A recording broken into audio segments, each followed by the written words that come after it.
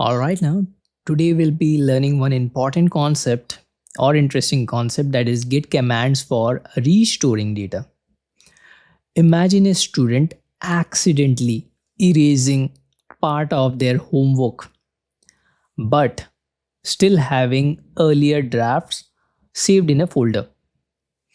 In Git, restore commands act like these drafts, letting you bring back lost files or commits using tools like git restore, git checkout, or git reflog. Administrators rely on these commands to recover deleted work, undo mistakes, or roll back to stable version. This ensures the repository stays safe, organized, and resilient against accidental changes. Let's meet in our next lecture.